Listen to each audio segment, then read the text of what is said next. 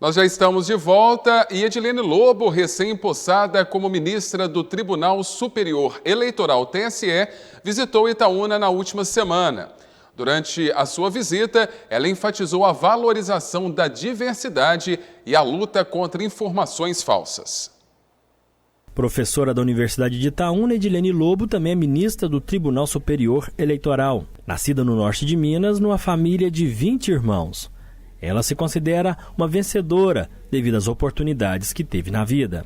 Aliás, onde eu comecei minha carreira jurídica é muito importante, é muito, eu diria, sintomático para responder a pergunta de ocupação de espaços de poder por uma mulher, em especial mulher negra, que vem de uma região muito pobre do estado. Eu sou de Itaiobeiras, no extremo norte de Minas Gerais. Filha de uma família de 20 filhos biológicos, eu sou a 17ª, e além dos irmãos biológicos, tenho outros tantos afetivos que a generosidade da minha família permitiu acolher. Então, eu penso que essa ocupação dos espaços públicos pela diversidade brasileira é nada mais, nada menos do que cumprir a determinação constitucional. Então, nós estamos aqui numa universidade, numa casa de leis, de direito, de diálogo com o povo, com o estudantado. É muito importante destacar isso.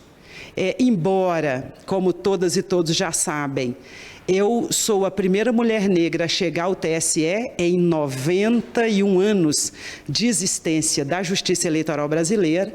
Embora um passo adiante, nós precisamos acelerar esse passo para que aquela promessa da Constituição brasileira, de homens e mulheres em iguais direitos e obrigações, que ela se efetive.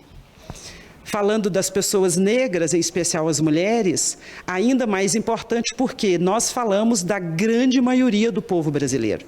Então, o judiciário, como também eu diria o legislativo, o executivo, tem que trazer essa fotografia da diversidade brasileira.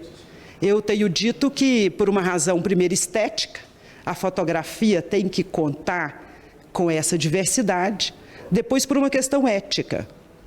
Uma sociedade que se quer democrática, ela não pode ser construída sem a coletividade, sem todas as representações.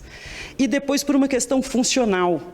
Quanto mais pessoas interpretando e aplicando o direito para a coletividade, quanto mais pessoas dessa mesma coletividade, muito provavelmente a função judicial será mais eficiente, se dirigirá muito mais rapidamente para a implementação de direitos fundamentais. A jurista também faz uma observação em relação à transparência dos votos na urna eletrônica.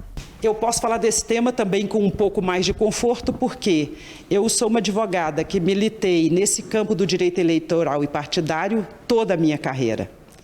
E pude acompanhar o desenvolvimento dessa máquina de votar que estava indicada, prevista, desde o primeiro Código Eleitoral brasileiro de 1932. Então, lá nessa regra, estava escrito que era importante ter a máquina de votar, que se investiria nessa máquina de votar. E foi possível construir a urna eletrônica, que é, como eu imagino, a maioria das pessoas deve saber, é considerada uma inteligência brasileira, financiada com dinheiro do povo e que permite, sim, conferir um resultado seguro para o exercício da democracia. É claro que pode surpreender muitas vezes, achar que é mágica, chegar no dia da eleição, teclar números naquele aparelho, naquela máquina, transformar votos em gente que vai produzir políticas públicas. Mas isso não é magia. A urna eletrônica brasileira é uma construção, como eu dizia, do povo, financiada com dinheiro do povo, feita se aplicar e se desenvolver por esforço de um imenso contingente de servidores e servidoras da Justiça Eleitoral. É evidente que quando nós falamos em sistemas eletrônicos, cada dia que passa nós observamos mais aperfeiçoamento.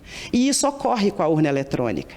A cada eleição nós temos uma versão melhorada desse importante serviço para a democracia brasileira.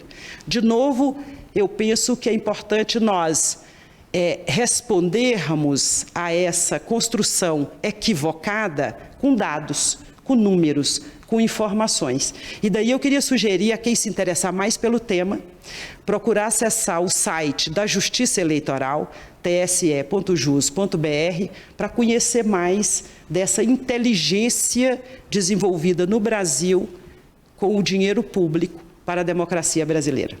Edilene destaca ainda sobre o voto facultativo. Há professores, há estudiosos que questionam se nós estamos falando de um direito, se as pessoas não poderiam ter a alternativa de não exercitar. E eu digo sempre que é possível não exercitar esse direito. A lei brasileira também destaca como é que quem não desejar votar deve se comportar. Há países aqui pela América do Sul, em especial, que experimentam o chamado voto facultativo. O exemplo do Chile, aqui próximo de nós. Mas antes de qualquer coisa, nesse sentido de que se estabeleceu ou não a obrigatoriedade, o que eu acho importante é nós lembrarmos que há muito pouco tempo nesse país, quem queria não podia votar. Não havia liberdade para sequer fazer uma escolha ou deixar de fazer uma escolha. E ainda quero acrescentar que nós precisamos nos comprometer com o nosso próprio futuro, com o nosso próprio destino. Quem se recusa a participar, entrega o seu destino na mão de outros, de outras. Então é preciso ter isso em mente. Mas eu acho que no mundo democrático as ideias precisam ser debatidas. E se essa for uma ideia a ser discutida e debatida, eu acho que o campo do Congresso Nacional, o ambiente nas casas que representam o povo, é mesmo um bom lugar para se travar essa conversa.